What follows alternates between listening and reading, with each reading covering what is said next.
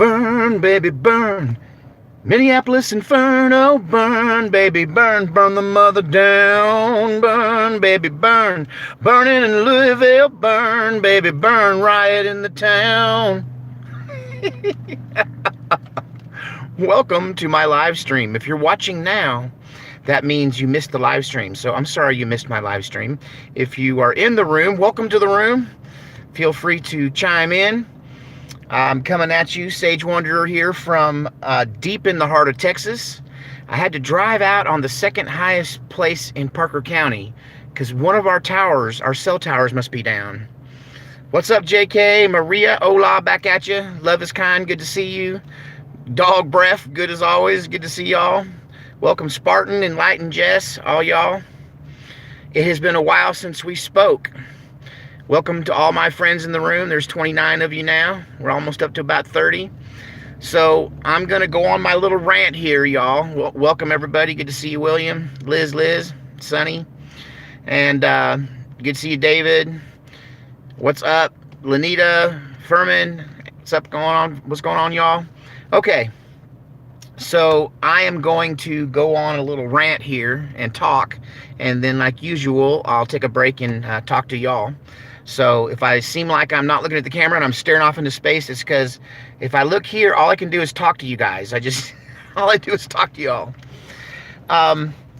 Make sure that you hang out towards the end of this broadcast for a spin the channel. Big changes are coming.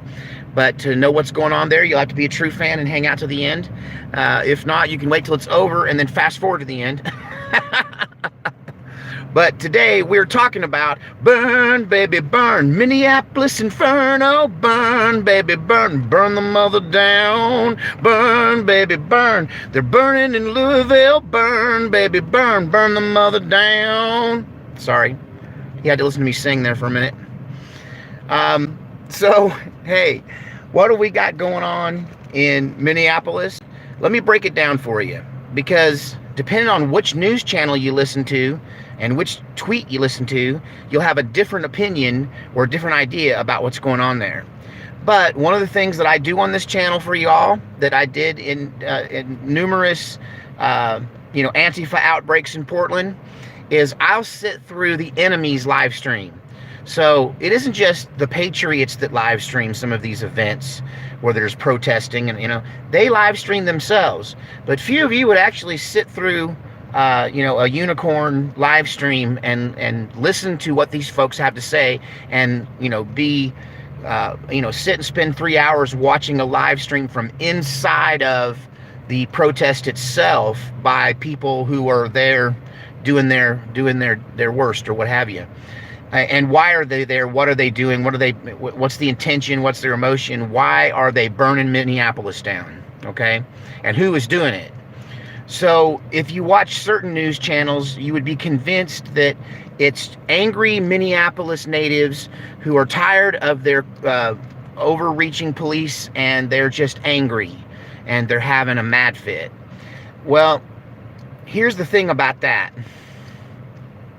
Most of these fires, most of the broken glass, most of the destruction of property is being started by, guess who? Our old friends, Antifa. How do I know this? Well, because I watch the live stream and I see who's doing it. It's not the Black Lives Matter. It's the skinny white guy with the mask on. It's the weird looking long haired guy in a tank top and shoes from the, from 80s basketball high tops, Somebody in his 40s, 30, 40-year-old Antifa members out there, also known as communist agitators. So the situation in Minneapolis is being engineered and ginned up by Black Lives Matter, which you can see them there, and in the edges, in the peripheral, it's Antifa. How do I know? Other than I watch the live streams and I see who's doing it and who's instigating it. Well, they let you know, because Antifa, whenever they engage in some kind of action, see, they want to burn the mother down. They want to burn it all down. If you talk to an Antifa member, they'll all tell you, we want to burn it to the ground and start over with something completely new. So the idea of arson, of burning buildings, especially corporate buildings, it's no wonder they targeted Target. right? That action, those actions of the first couple of days of this event were being led by Antifa, because Antifa tags their work. They have to sign their work. It's just, they have a tagger. He's given the paint. It's his job to write the perfect anarchist A in a circle, which is the sign for Antifa and anarchy. And that symbol is placed on these buildings, which are taken out by Antifa. So, but now, having said that, the attack on the police station, absolutely Black Lives Matter. It's their people pushed that.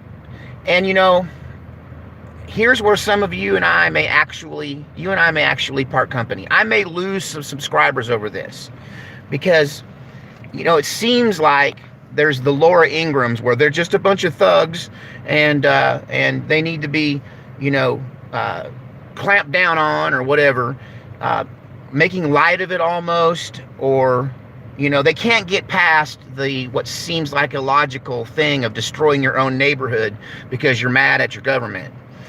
And it's just a different way of looking at things. Like, one man's terrorist is another man's freedom fighter. So I saw the videotape of this cop, and it doesn't matter what color the cop was. All I saw was blue. There's a rogue cop with his knee on the neck of a citizen. I didn't see a black citizen. I didn't see a white citizen. I saw a man crying for his mommy with another man's knee on his neck, squeezing literally the life out of him.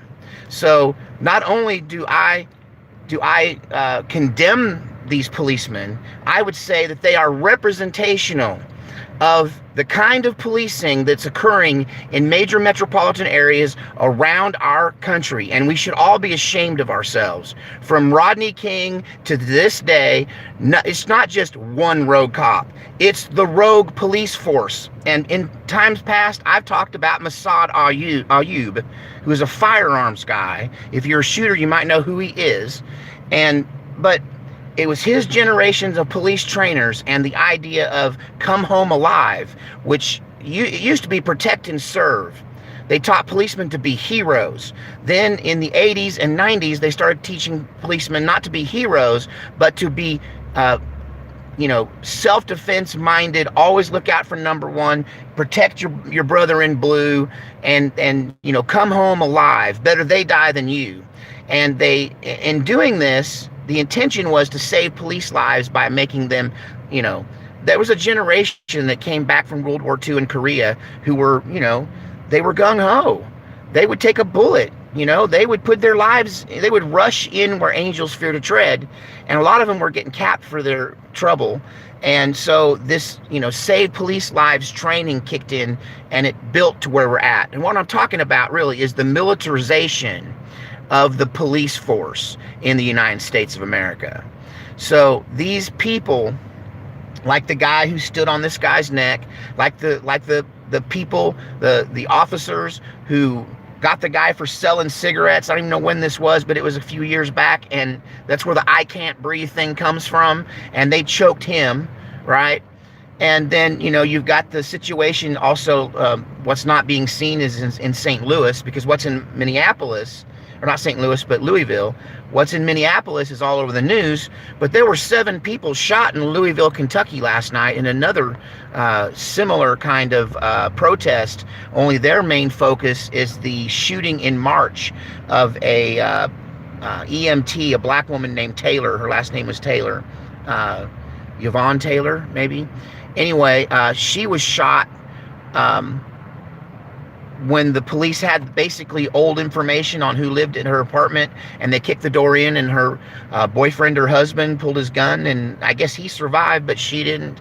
The police just shot her up through the wall.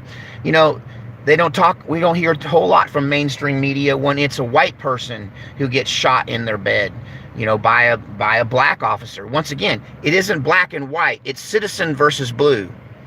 And I'm not anti-cop, as much as I understand that certain police forces have been corrupted by the idea of, they're bullies. They're totalitarian bullies. And you could blame a lot of this on Obama, who seemed to make hiring practices well known, that he was more looking for people who would do their job than people who were concerned with the Constitution. It was more about people who would do what they're told and follow orders, rather than people who would think about the rights of the people that they're supposed to protect and serve. So we have a serious problem in our police forces in major metropolitan areas, from Dallas to Denver, from Portland to Miami, and every place in between, where the police are centralized in a major metropolitan area, some kind of disease of totalitarian bullying, and they just got a giant chip on their shoulder. It's you will comply. I mean, if you want to go back to the funniest version of this, it's South Park. You will respect my authority. You will respect my authority. And then that means if you don't, I'm going to put my knee on your neck and choke you to death while you beg for your mommy. So, they want to make this a race war. And I think it's because, black people are sore about this because I guess it started happening with them first. For them, it's been happening all along. And it just took a while for white folks to catch on. And that rubs black folks the wrong way. I mean, ultimately, I could see a point in the future, if these kind of people, like the guy who knelt down on this person's neck and squoze the life out of him, if cops like that take orders from politicians from these blue states who give them the order to take guns, those will be the people we're fighting. Let's be real here. We're not going to be fighting, Antifa in the event of, the Patriots. We're going to be fighting members of the police who are just doing their job, who believe it's okay to violate your rights and take away your guns, and it'll be up to us to fight them. So ultimately, I could see Antifa, Black Lives Matter, and the Patriot movement all kind of working with the same purpose, because we have the same enemy. It's totalitarian police who are just doing their job under the orders of their superiors, or exercising their freedom to be homicidal maniacs while they hide behind a badge. Now, people are going to say, and if I go back and look through this, I'm sure people are going to say, well, there's good cops. Okay, well, if you're a good cop, you kind of missed your opportunity to stand up and say something. Stand up and do something. They tell us, if you see something, say something. Well, let's talk about what happened in Minneapolis. So they got this guy down, they got the knee on the neck. We've all seen the footage, right? But then another cop, presumably, maybe he's a good cop, and he's going to show up on the scene in the middle of this thing. One of the cops, don't remember which one it was, it's one of the ones that had this guy's back while he got the guy face down in the gutter there, the knee on his neck. And but the supposedly good cop arriving at the scene says, another cop there that's watching this guy's back says, we don't want your camera here. So the guy had a body cam, and his body cam was on. And the guy went, look, get that body cam out of here. And so he went over to deal with some other people, peripheral people, who were raising a fit at the scene. I mean, if you've seen this entire thing played out from all the angles, then there was a group of people standing right there on the curb going, hey, let him up. You're killing him. He can't breathe. He's begging for his mama. He's losing consciousness. What's wrong with you? And it's like the police are deaf. And the one police officer, the Asian-looking guy, he says, don't do drugs. I've seen this before in these police, what do you call it when you, thanks Kevin, I appreciate it. What do you call it when you audit these First Amendment and Second Amendment audits that are filmed, and they're testing police on what police know and don't know. If they think you're on drugs, that to them, that gives them the right to do whatever to you. Whatever happens to you because you're on drugs. And so this guy says, don't do drugs, kids, is as a reply to you're killing him. So clearly these people are not taught to protect and serve. They're taught to throw their weight around. Instead of being shown the limitations to their job in the Constitution, they're being shown loopholes around the limitations in their jobs by their coworkers. So we have a big, big problem. Now, is burning down Target the way to solve it? This is where I'm going to agree with my more conservative friends. That's just kind of stupid. it's just stupid to burn down your own neighborhood. It's like getting mad and beating yourself up. You know, it doesn't really get you any closer. Now, taking out a cop station, now you're starting to get a little bit more tactical minded. Okay, if you want to get tactical, you know, this is why I can't condemn what's going on in Minneapolis completely, because what would they say about us if the guy in the gutter was a First Amendment activist or a Second Amendment activist who'd been disarmed, shoved into the ground, and had a cop's knee on his neck until he died? What would the patriot response be if this was a Second Amendment rally and this same cop did this to a patriot because they were out there protesting for their First and Second Amendment right? Okay? Or, you know, I mean, what happened in Houston? That was black cops raiding a white couple's house, killing both the people and their dog, right? I've done videos on this. So, Doc, yes, I did. I, in fact, did buy coffee with that. And I did get the letter. So, you know, I can't really agree with the authoritative tact that the right is taking, because I have to put the shoe on the other foot. I mean, one of the things that I'm loved for, I think, is the fact that I have a balanced view of things. I try to come at things from, you know, I try to walk in another man's moccasins, right? So how would I feel about what responses are going to come if this was let's say, Richmond went crossways, and instead of having a peaceful protest, you know, a cop decided to stick his knee on somebody's neck there, and we decided we weren't going to put up with that at the Second Amendment rally in Richmond, and we ended up taking the Capitol building and holding it. Would I want them to drone strike the Capitol building? No. Would I want them to hear us, see what was, you know, one man's terrorist is another man's freedom fighter. So I have to agree with the reason for the protests, although I think burning down Target is kind of stupid. However, they took it to the police station, and if you were going to have your anger focused on something, that's probably better thing than your local liquor store. And I still don't have any news as to what's happened in St. Louis, or I keep saying St. Louis, in Louisville, Kentucky, where 7 people were shot. I don't think it was protesters shooting each other. I think the police shot 7 people, and we're not hearing anything about it because nobody's dead, but people are in the hospital, a couple in critical condition. If you know more about that when we have this interaction here in a minute, when I stop my rant, we can talk about that. And then Trump comes out with this really strong language that is probably something that most of us would say if we lived in a neighborhood and it was getting looted, or there was threat of getting looted. We would say, you know, when the looting starts, the shooting starts, right? But you don't exactly expect the president of the United States to say that while in the same breath saying, I'm bringing troops, I'm bringing the military, I'm bringing people into your community to shoot looters. So, you know, that's not necessarily, what is it?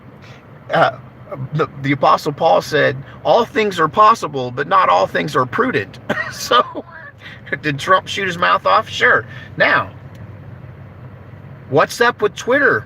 Twitter and Trump are at war with each other. They pulled his tweet. They make you have to go through a warning that says, you know, this has got graphic, violent speech in it, and, you know, you have to, I guess, sign a waiver and give away your firstborn child to read it or something. I don't know. I don't do Twitter. But, you know, that's ridiculous too. You know, the thing about being somebody that's kind of center in my political point of view, that oftentimes when there's a struggle, I think both sides are wrong. You know, I think Trump is not acting exactly presidential, but the thing is, he's bound to be frustrated, because where is the governor? I mean, when the governor of a state, 3 days into a siege of a city, has to apologize for being absent on the job, Mr. Governor of Minnesota, where have you been? Now, I understand he talked this morning and begged for some for some peace, for just, can't we just all get along? But if you want some authoritative action being taken in a situation like this, and the National Guard called out, you want it coming from the governor, not the president. That's not the way our country works. You don't send in federal troops when something like this is happening unless the governor can't handle it. And, so Trump kind of jumped the gun. Here's the thing. What if Trump turns out to be a total tyrant when it comes to the other side? Are you okay with him just, mowing down protesters because they didn't go home when the National Guard said they should? I mean, does anybody remember a little thing called the Kent State Massacre? Okay, looking back in time, this is what happens when you take trained and, quite frankly, frightened National Guard units and put them up against Americans in a hostile situation with live ammunition. So the problem is, and this is something that I think the governor of Minnesota did mention, is that we have to do something about this kind of thing so that it never happens again. Is it right for them to burn down Target? No. But I understand they're not being heard. I understand that this goes on daily. This one happened to be on videotape. For every one they're like roaches. For every one you see, there's 1,000 you don't see. So for every one of these incidences that are videotaped, there's 1,000 that get by in silence and in darkness. And so, the fact of the matter is, and this is probably part, if you want to get into the don't, if you want to get into the don't, then, it may be that this is orchestrated, but the way that it was orchestrated is that our police forces were absolutely compromised. I remember good cops. I remember when all the cops were good cops, for the most part, and the bad apples were few and far between, and everybody knew who they were, and they were working to get them out. But that is not the case anymore. Nowadays, a good cop is a cop who comes home and who does whatever it takes to protect his other cop friends and their little cop circle, and this chain of command and the structure that is the police. This thin blue line, all the cops sticking together. Where are the good cops? I'm sorry, they went away with the Greatest Generation, most of them. Are there a few good cops? Yeah, but they used to all be good cops. So the problem here, the solution to this in the future is we have to re-examine the way police are trained. Police have to be trained, but not with the lefty point of view, but with that heroic, traditionally conservative point of view, which is, as a policeman, my life doesn't matter. I'm here to protect and serve, and if I die in the line of duty, that's what I signed up for. I ain't trying to die, but I'm also not going to victimize people around me. I'm not going to victimize my community. I'm here to serve them. If that means I have to die for them, I have to die for them. Now, this is, in my opinion, what Sfali warned us about. If you are a fan of this channel, then you know that Sfali was this woman that I knew who turned out to be some kind of almost prophetess in the internet world early on, and disappeared. But I knew her not as Sfali. I knew her before she was Sfali. I knew her as the soccer mom. But she claimed to basically have been born into a family that was in on it. The Agenda 21, the globalist takeover. They knew about this decades ago. They've been planning it, according to her, for centuries. For centuries, they've been planning this. And she said it was going to be an event or series of events. So I think we're experiencing this. We've been experiencing this since Trump was elected. This is the events or series of events that she talked about. And we are, in fact, in the middle of this globalist takeover. And is this particular situation being manipulated? Absolutely. But at the same time, it's based on a really real problem that, unfortunately, our battle in this country may end up being citizen against corrupt police, against traitors in our government, okay? Against people who do not have the best interest of the American people at heart, but are serving some greater purpose, whether it be some religious satanic purpose, whether it may be just that they're bought and paid for, or that they're brainwashed. I heard one, don't like this language, but I heard one YouTuber call them useful idiots. That's from the Communist Manifesto, I believe. So I don't like using, that phrase. But, these people that are brainwashed into acting a certain way and doing a certain thing the way that the orchestrators want it done.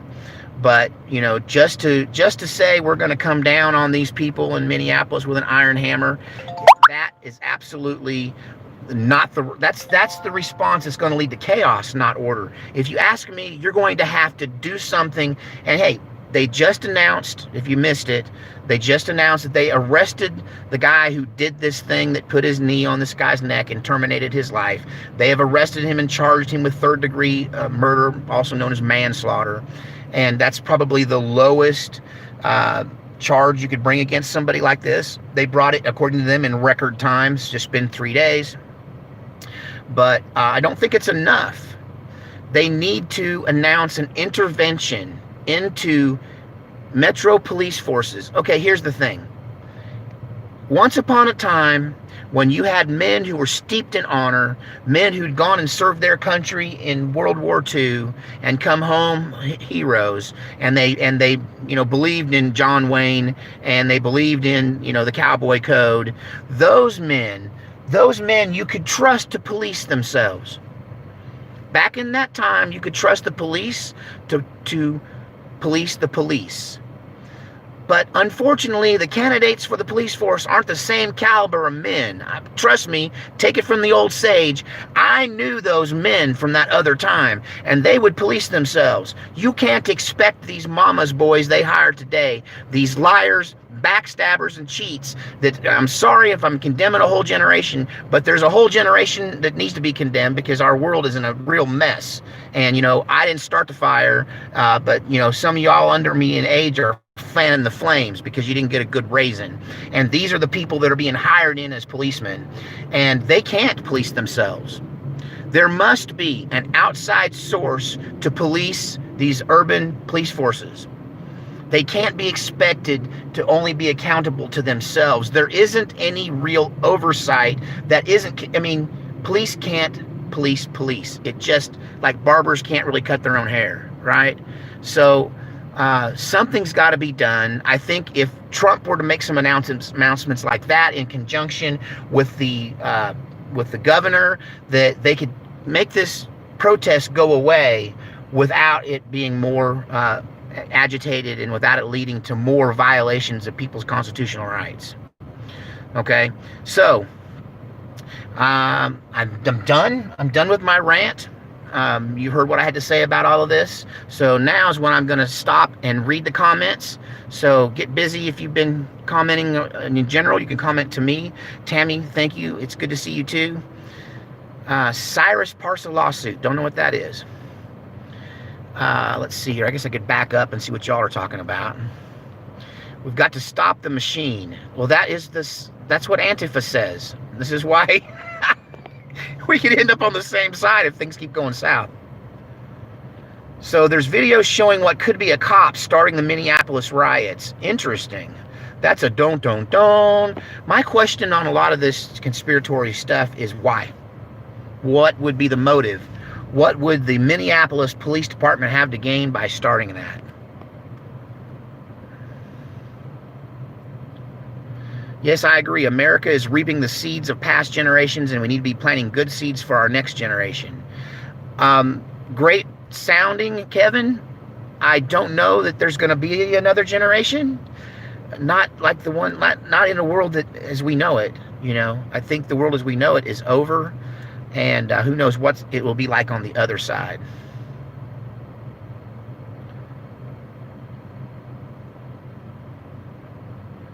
We are past the point of no return.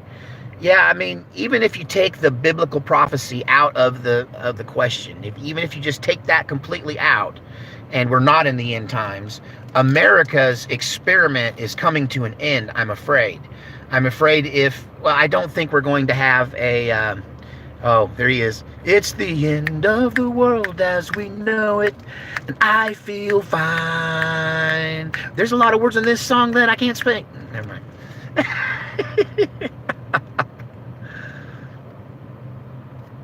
So So there's an active conversation going on in here. So is it peace, war, or just hide? Man, that's so you're asking what to do. I think war is coming. I don't know that you can hide from it. I think it will come to your neighborhood. I think it will come even to your small town. I think the coronavirus lockdown caused a ripple. It caused a wake. It left a wake of havoc in our economy that we may never pull back from. It really laid bare the division between left and right. I mean, really, there's those that wear masks and stay hidden in the house, and those that have come awake, whether they were awake early or took them a little longer like me to come awake to some of the fallacies of this deal. I've traveled. I just, that's part of my channel update is I just got back from Oklahoma. So, I traveled around, and, one of the things that made me get less concerned about it was I was talking to Vinny, and apologies to Vinny for being out of pocket. You'll understand why when I get to the end of this video and I have my announcement. But Vinny, our truck driving viewer, he told me, he says, Sage, I've been driving through all of this. He said, I haven't been home in days and days. He said, I'm on the road, town to town, truck stop to truck stop, rest areas, truck stops, fast food, gas stations. He said, if it was out there and it was so dangerous, he said, I would have got it by now. And if it's race specific, you got to be on your toes these days. Anyway, I'm in a public parking lot. But yeah, Vinny was, if it was out and so dangerous, don't you think he would have caught it? And Vinny is a little ethnically ambiguous. Like Quincy Jones's daughter from Parks and Recreation. I forget her name, but she's ethnically ambiguous. You don't know what ethnicity she is. So if this is if this is a race-specific bioweapon, he would probably be potentially more at risk than somebody else. So Vinny didn't get sick. Why am I afraid to go to town and check my P.O. box? So yeah. So Trump just went live. I may be losing some of you if you're going to go watch Trump. The good news is you can rewatch Trump. He's going to be on every channel about what he's saying. I almost waited till he was done, but I had to drive way out here because one of our towers is down in Weatherford, so I had to come way out to the high point. So there's somebody trashing Trump. Let's see what else we got here.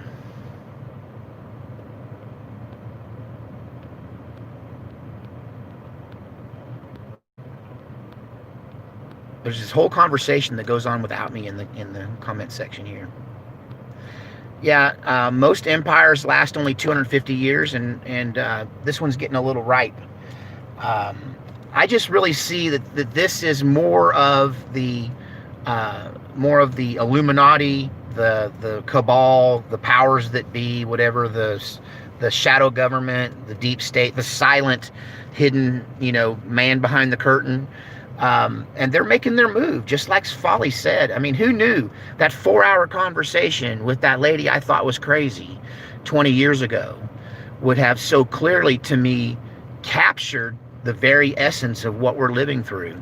I mean, the next thing is the total breakdown in society, and, the time when all the cops stay home. Okay, how many of y'all watching me right now can remember a police station being taken in a riot ever? It didn't happen in the LA riots. A lot of stuff happened in the LA riots. They burned a lot of stores. They killed some people. There was some shootings. There were some beatings, right? But they never burned down a cop station. I don't think that's ever been successfully done in the history of rioting in America. Oh, I missed some stuff here. I was in the wrong deal. Appreciate it. Thank you for the super chat. It's awesome. Yes, going after Soros's money. The thing is, the people who have the power to go after Soros's money are already being paid by Soros. So that'd be like stealing their own money. Thanks, William. I appreciate the super chat there. Thank you.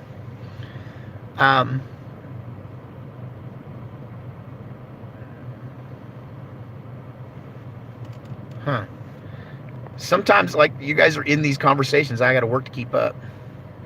So, Tiger Diesel says that the shooting in Louisville was done by a protester. So they're so confused about what they're doing that they're protesting. The protesters are shooting each other. Or was it some gang thing that bled over into it? And then, even then, can you really believe the headlines? I mean, aren't we dealing with fake news? I mean, doesn't the news report what the police tell them to report? I mean, that's their only way of really knowing what actually happened. They asked the police, right? They asked the city. Who got shot? Who was the one doing the shooting?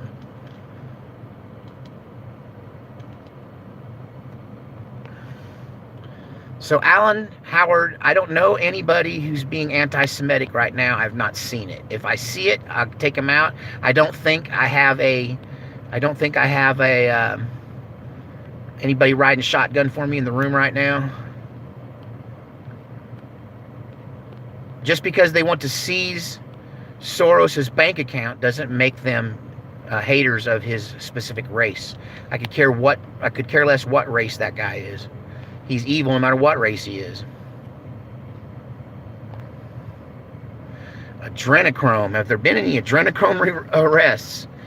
Well, once again, you know, the people that are into pedophilia, the people that are into intensely illegal and hardcore dangerous drugs, the people that are into snuff films and stuff like that, you know, they live in a secret world. They live in a world where nobody knows what they're into unless they are also into it.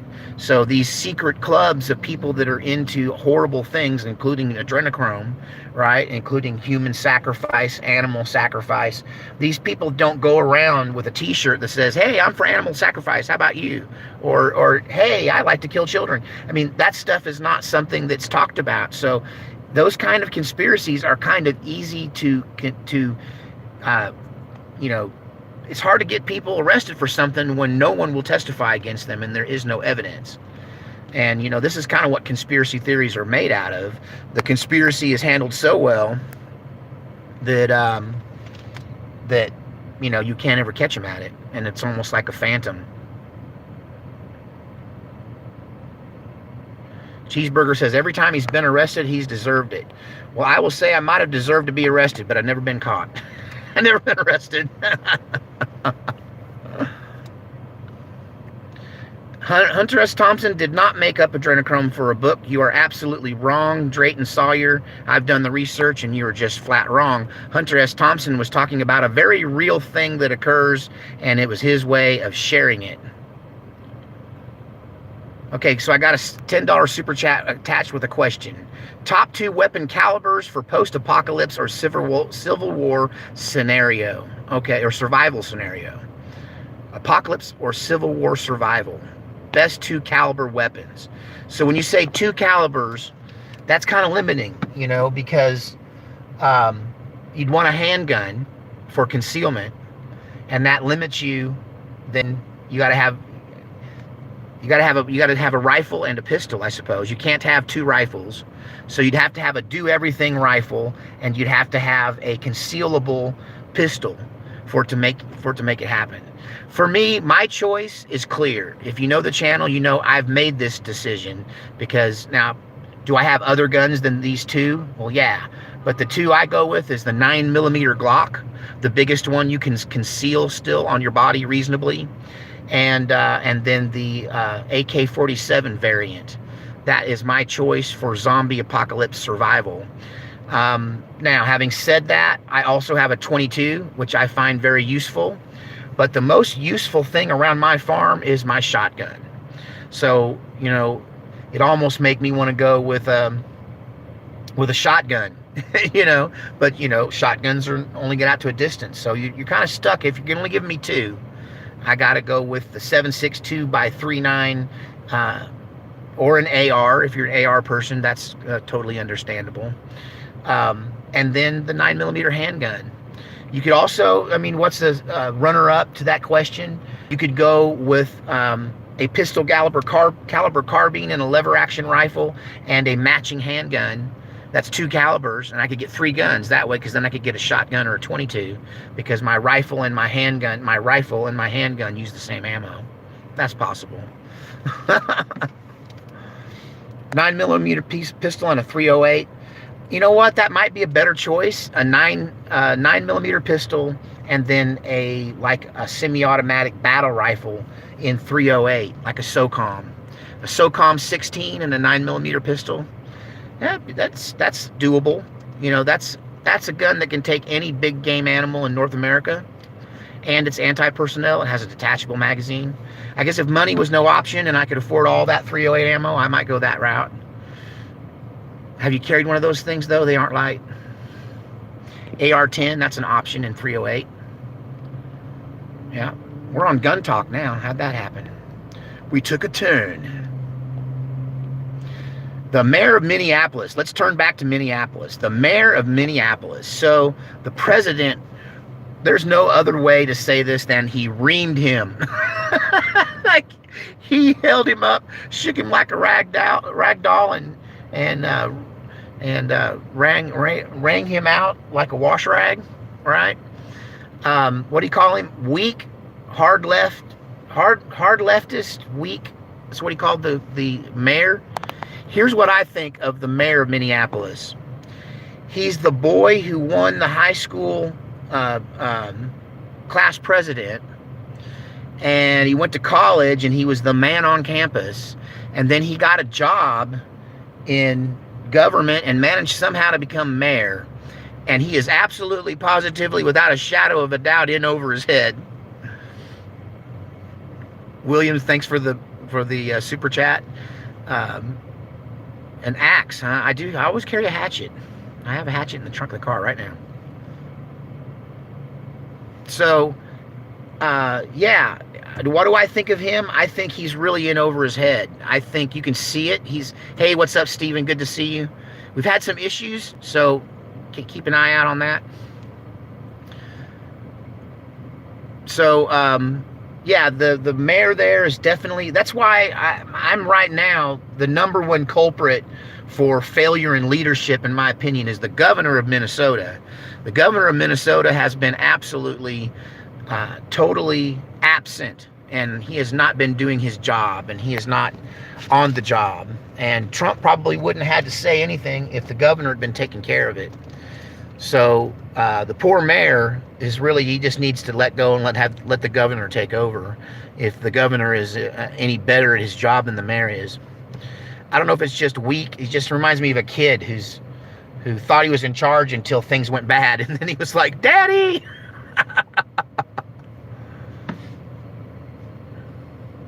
Dimebag Darrell, huh? Extra Spooky's talking about Pantera. Dimebag Darrell was a cool kid. Why do I say that? Because when I knew him, we were kids. Dimebag was the kind of guy that was so into his guitar, he was non-conversive. And the women were all over him, but he didn't really seem to care. He was too into his guitar, and his girlfriend had his back. Yeah. He was an interesting guy, but I would like to say I knew him better. I watched him learn to play the guitar, though. I will say that the time that I knew him, he was getting better every day. He was becoming more and more of a true virtuoso guitar player. Yeah.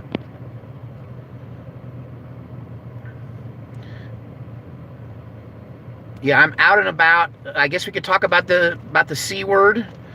As far as I'm concerned in this part of the country, I'm kind of treating it like it's over. You know, I will use my hand sanitizer if I've been out in public.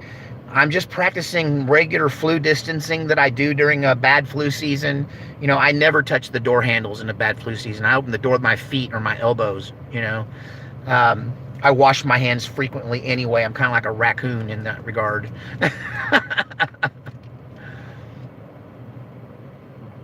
Somebody spotted a dark figure at one of the protests. Check it out on my channel.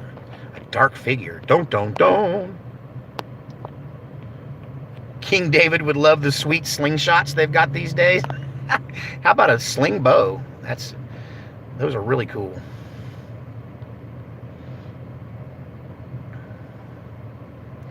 Wendy Lou says the boy mayor, the boy mayor. That's funny. Likes to hear himself talk. I don't know. I think he's crapping himself. If you want to know the truth, I know what a young guy in over his head looks like, and he has all the earmarks of it.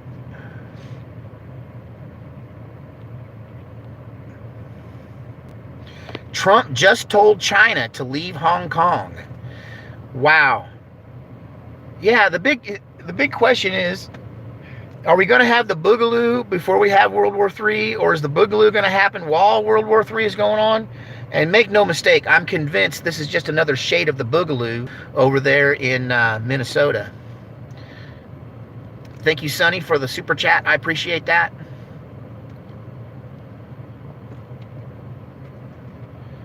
Yeah, the big question is, what can we do about Hong Kong? There's really not a thing we can do. I mean, the British turned Hong Kong over to them. They made a deal with the Chinese, and the Chinese kept their deal for a while. Then they broke it. Big surprise. That's what Chinese communists do.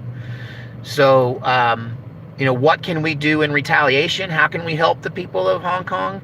At this point, if you live in Hong Kong, I would say you need to migrate to Taiwan or some other place, get a little further out, get a little further away from China. You don't really have a leg to stand on Hong Kong because the British sold you out. When the British made that deal with the Chinese, they never thought the year 2000 would ever get there. That was so far in the future, they figured we'd all be in heaven by the year 2000. And they pretty much gave away Hong Kong to China.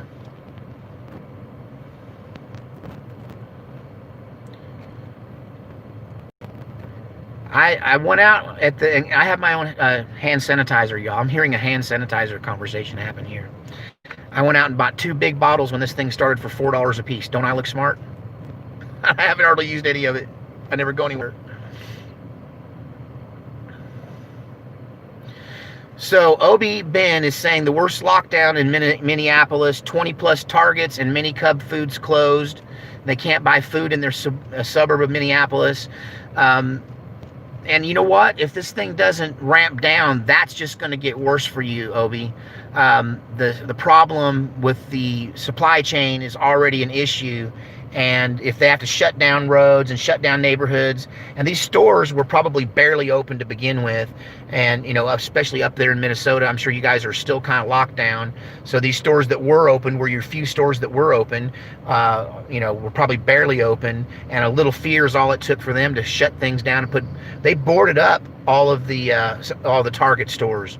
If you look at the Targets, they're boarded up now because of the riots.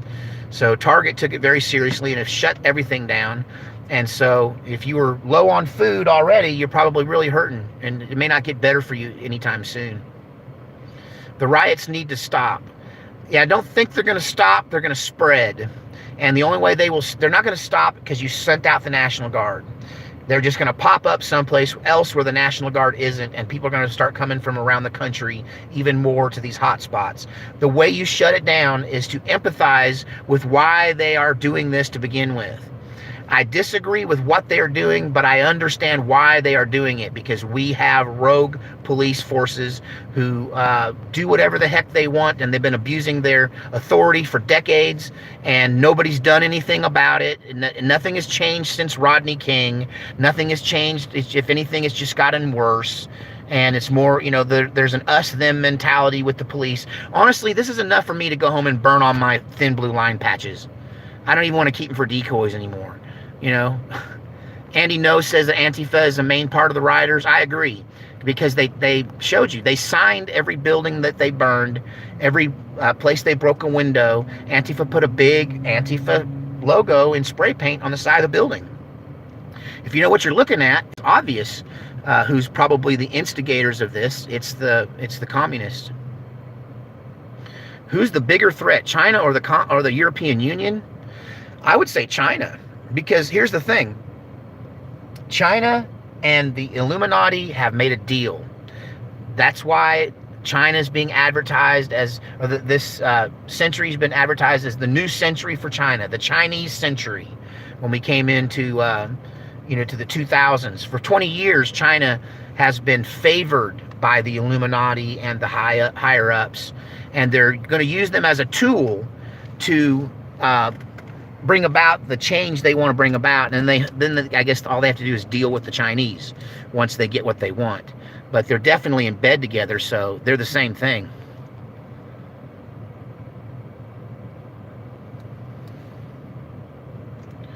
So you're saying, George, that there are more protests popping up in St. Cloud and Ann Arbor, Michigan?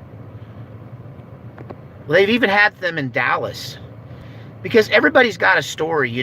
We just recently, I can't remember what city it was in, maybe somewhere on the West Coast, or East Coast rather, where they shot a kid, a young man in his bed, in his bedroom in his parents' house. He's asleep in his bed with his girlfriend, and some cop just shoots him right through the bedroom wall.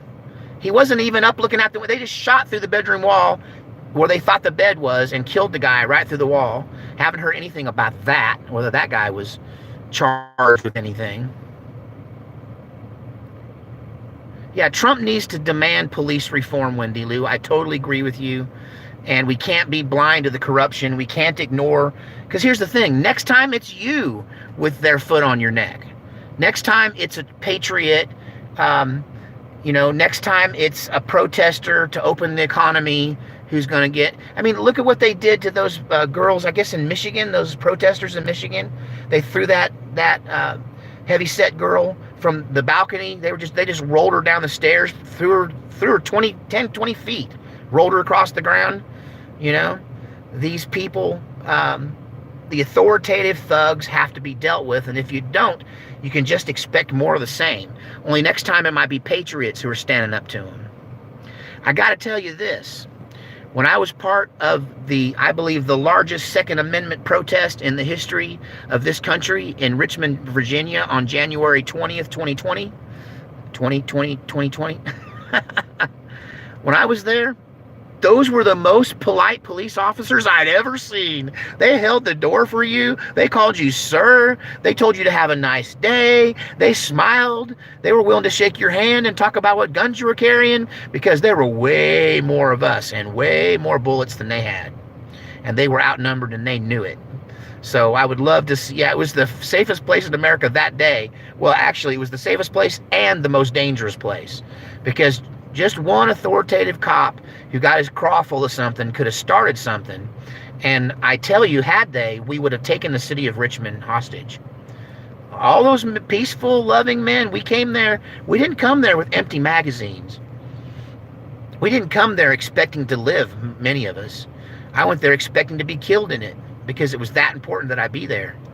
So what we have is leftist governors, particularly, and leftist, left-wing mayors, communist mayors, who have built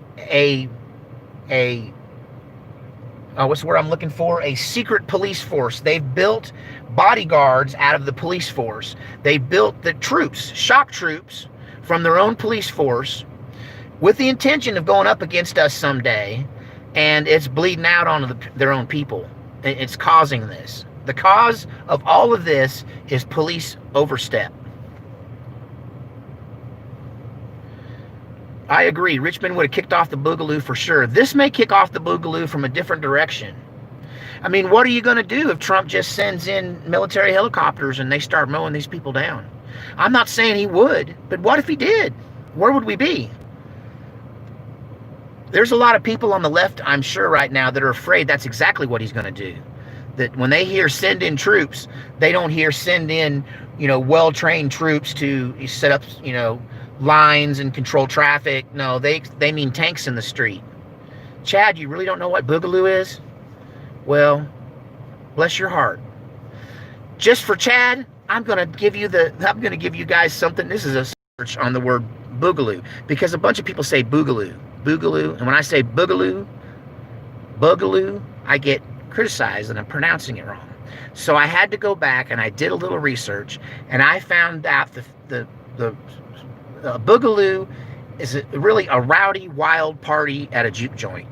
Okay, people say part 2 electric boogaloo. No, that's recent talk, and boogaloo goes back to the 1930s, and it has to do with parties were called a boogaloo. They were it's the root word of the word boogie. We all know about boogie nights and boogie, oogie, oogie, like there just can't boogie no more. And, you know, put on your boogie shoes. You know, we know all about that. That's where the word comes from. Boogie comes from the word boogaloo, which really, boogieing refers to the dancing and the lewd dancing that goes on at a boogaloo or a private party at a juke joint. And it goes back, to, as far as I know, to the 1920s and 30s. It's the black southern country version of a shindig, of a hoedown. And you could say boogaloo, but boogaloo, would you say boogie? I'm gonna boogie, or are you gonna boogie? Because it's the same word. Anyway, what does that mean? You're not blocked, I don't think, Rock Reader. What does it mean, boogaloo? In our context, it's referring to the Civil War. It's just another code word for a civilian uprising against an out-of-control government, potentially. So it's the same thing as the end of the world as we know it, or, you know, Civil War. It's just code. Anyway, okay, so we made it to the end here of the live stream. We're at 55 minutes. For those of you that have hung out from the very beginning, thank you. For those just joining us, you got here in time for the big announcement. I saw one thing scroll by there that was asking as to whether or not I had decided to move back to Oregon. Definitely not moving back to Oregon. That is not happening. But I did receive an offer that I cannot. Hang on, I'm going to get out of the car. I'm going to get out of the car while I talk. I'm not gone. My hand's in front of the screen. There we go. I'm going to get out of the car because I got to stand up. My leg's killing me. Okay, where's a good picture here? All right. So I received an offer I could not refuse for my property in Texas. And, you know, it's the guy that owns the other part of my land that used to be my land. And he's also the guy that, well, I won't even get into that. Let's just say he was nice to me. He caught me on the right day. He made me a fair offer. We negotiated, and I came to a number I could live with. And I'm about to receive full payment for my property from this guy. And he's given me a year to move. So I have some time that I can live there. I don't have to make the move right away, but I am going to be moving because, well, the guy that I call him my, that's the word I used to call him. There's one viewer that sent me some large sums of money. Okay, there's one particular viewer who helps me more than any other viewer, and he has sent me money for my water situation in the past. But the problem is, I could never drill a well because it required the permission of my neighbors to drill it because of the way the land is shaped, or I had to build a $10,000 road. When I did the research, it would have cost me $10,000 to build a road to put my house back where I could build a well without someone else's permission. So I made the move to doing the rainwater gathering, and I bought the tanks and everything. But ultimately, when I went to grow a garden, I began to understand that without a well, you can't really do any gardening. Like, you can't catch enough rainwater without a huge investment in equipment and, you know, roofs to catch water, you know, and tanks to hold it, and pumps to pump it. You can't really do large-scale gardening without having a water source. And so, at any rate,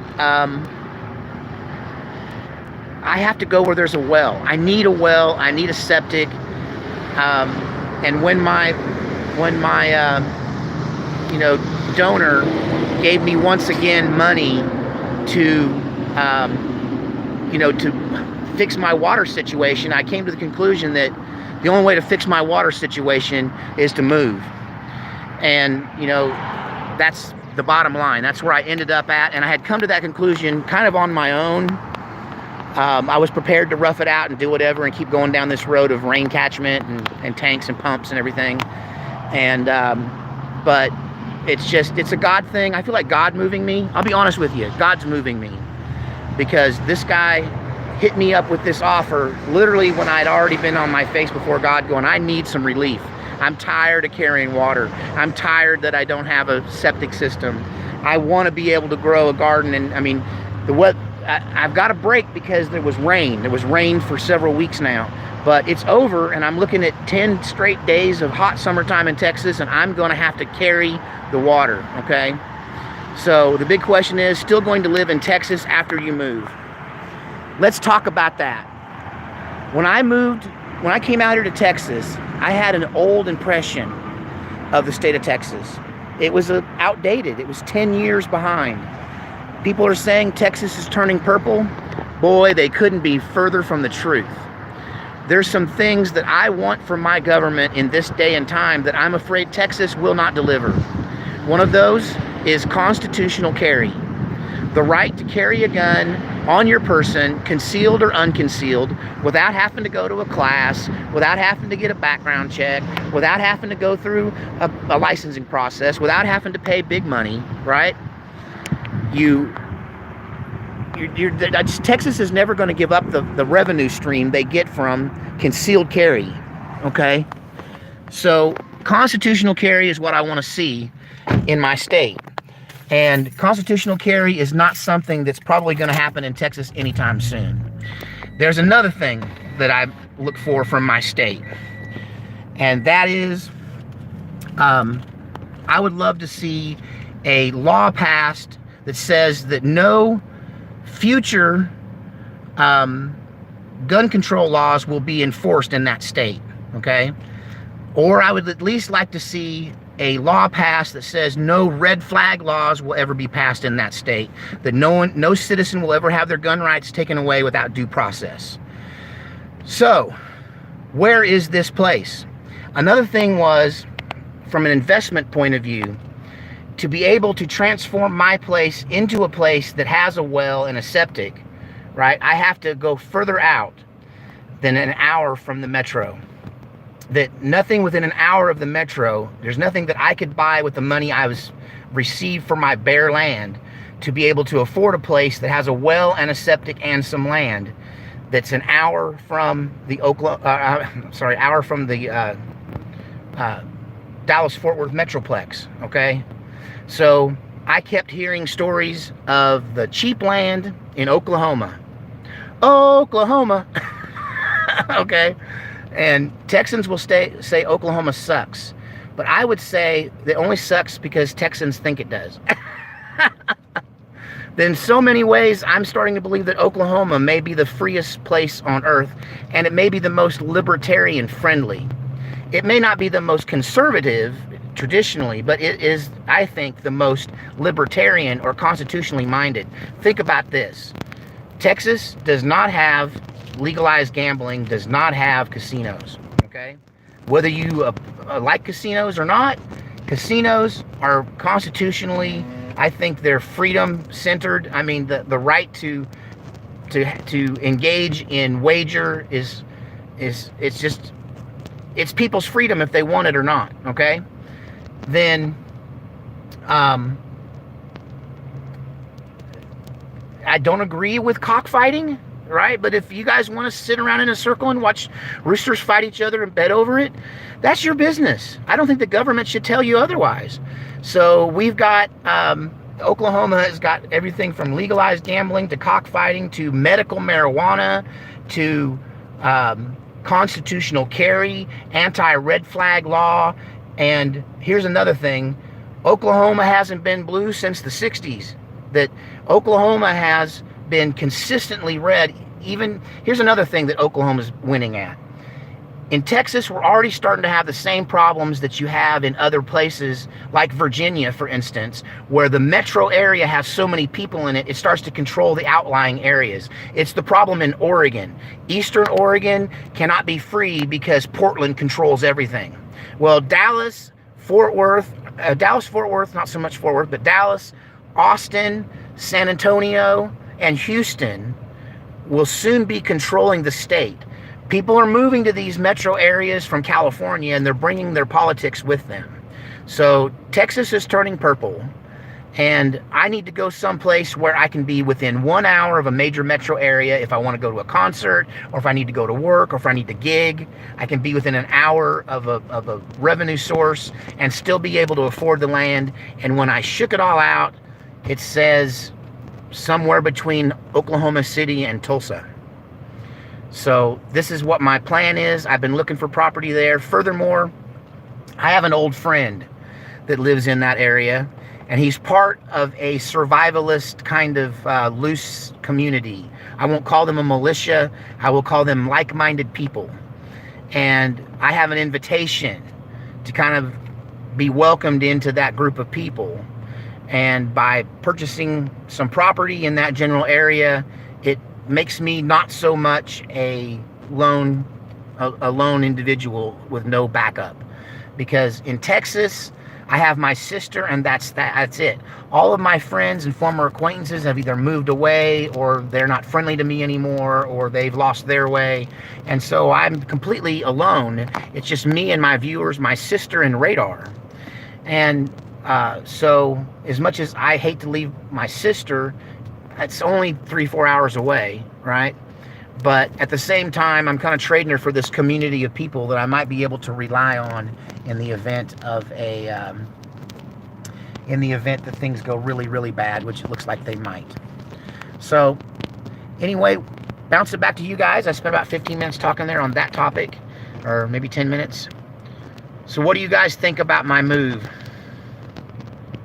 Brian from High Impact Flicks is in Oklahoma. I didn't know he was in Oklahoma.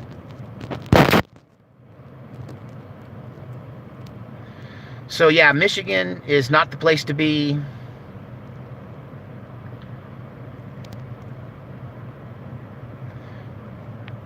Wait, who is this? Bear Independence in Oklahoma. Fox Preparedness is in Oklahoma? I thought he was in Arkansas. I did not know that.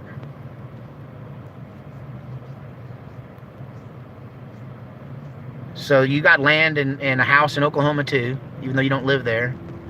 Where in Oklahoma roughly?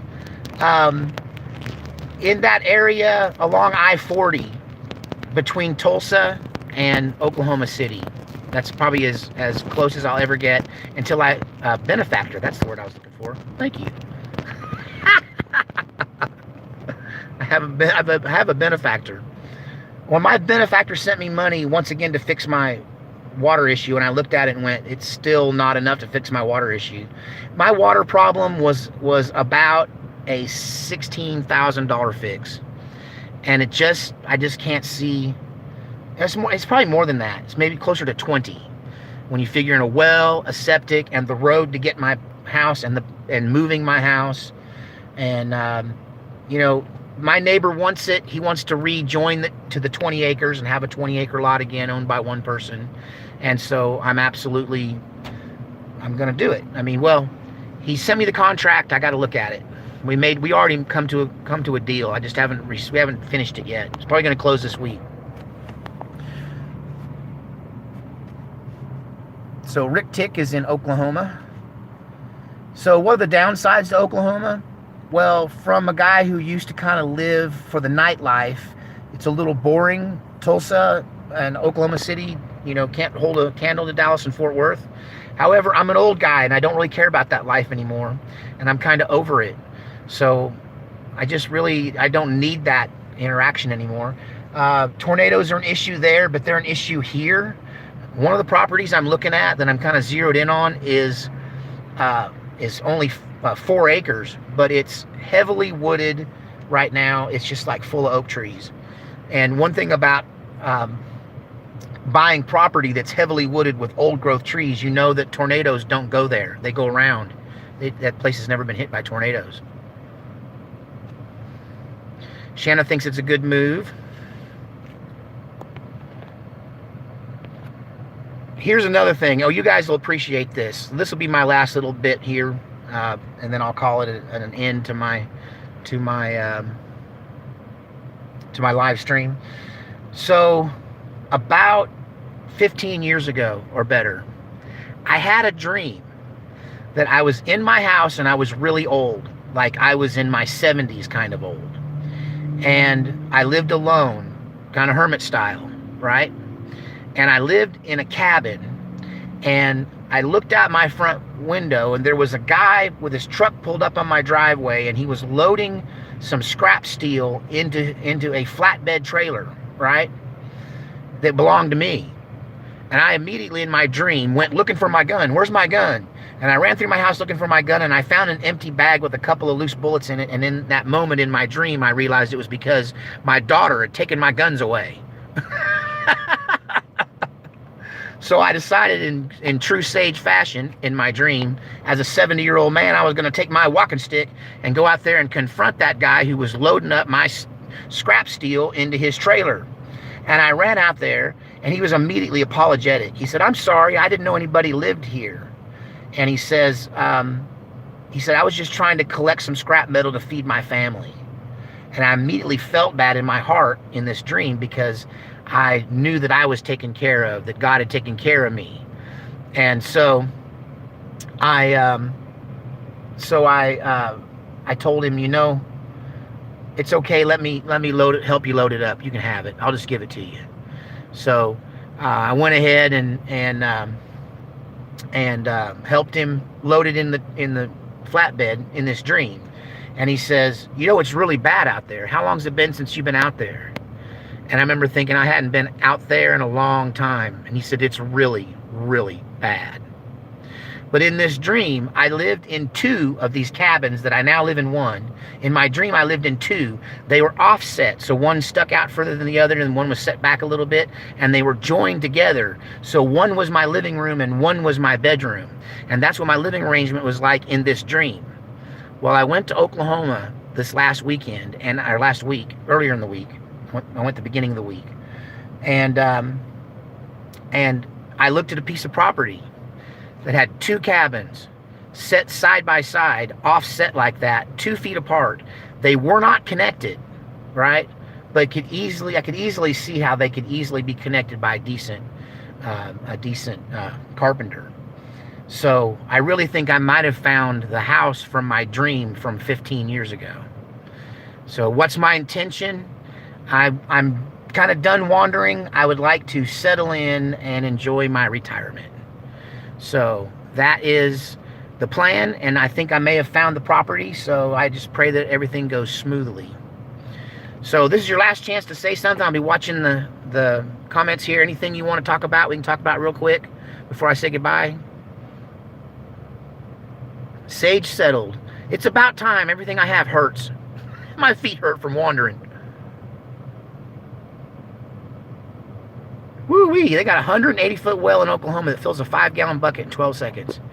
Well, chickens, I don't know. Is it legal to transport my chickens 4 hours into another state?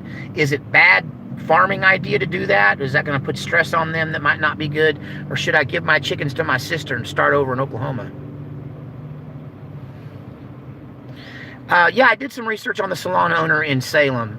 And it's kind of the same thing as that we're seeing everywhere. They shut her down. It's just more authoritative government pounding on the people.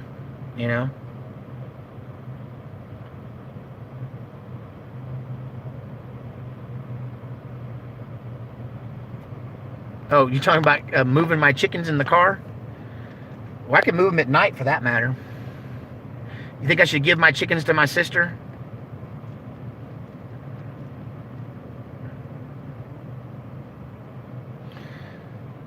Are you my sister? What's her name on here? I know my sister wants my chickens. Actually, she'd have to build a bigger pen. I'm thinking about just giving her the chickens and the pen and everything. I don't know. I have some time to think about it. I don't have to move right away. He's given me a year to live there. Once I've still got the money, he's going to let me live there for free for a year. And earlier I saw somebody asking about the shotgun shack, and it is not included. He's buying the land, not the shotgun shack. So either the shotgun shack will get moved to Oklahoma if that's affordable, or I will sell it here and potentially buy another one in Oklahoma, because I want, see that the land I'm looking at in Oklahoma has 2 cabins, but there's 2 lots. So there's a second lot with a second driveway, and I think even a second well, where I could put up my cabin there, and then I would have 2 basically 2 homesteads. One could be my studio, and one could be my home site. You know, it's one. And then later on, if I wanted to sell it off, I could if I needed money. Yeah, oak trees are great fuel. There's enough fuel. That's one of the reasons. At first, there's a live creek running through this property. At first, my fear was, you know, there's no cleared land. I don't even know how much sun I'm getting for a garden. This is not farming land. This is a forest. But then I thought there's a lifetime supply of firewood there for me, and you know, I intend to put a wood stove in.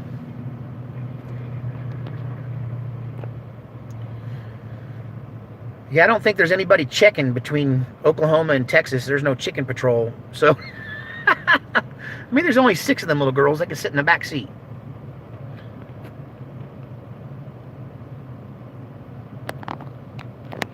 Well, Data Junkie's talking about gardening in a forest. I intend to remove some trees and open up the canopy right away and make firewood for the next winter. And then I'm going to go to raised beds and the roof stout hay growing method, so the soil doesn't really matter.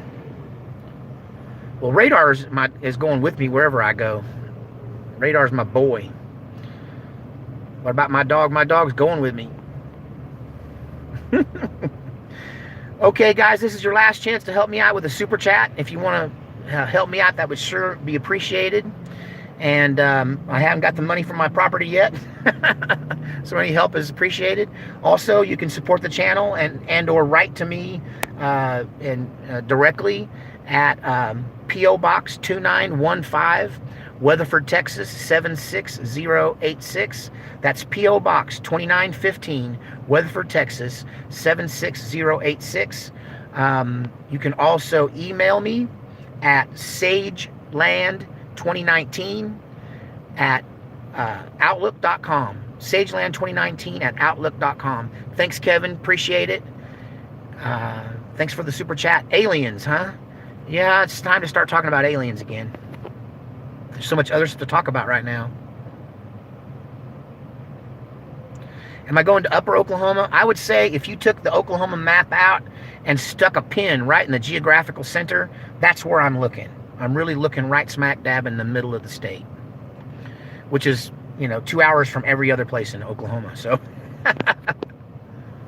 why am I not playing the piano? That's my, okay.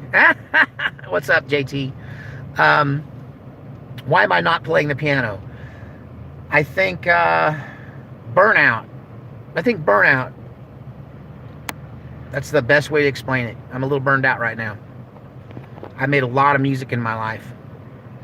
I'm like the Rolling Stones. I'll never be your beast of burden. My back is tired. My feet are hurting. All right, Karen. See you later. Thanks, Rick Tick. I appreciate it. Do I have a scrap metal license? No. Thanks, Wendy Lou. I appreciate that. Send me something. I'll be watching for you. Guthrie, Oklahoma. That's more like southeast, isn't it? Guthrie. Do I hunt? You keep asking me if I hunt. Well, I eat venison, and I don't like, you know, taking from other people. So yeah, I hunt. I hunt when I can.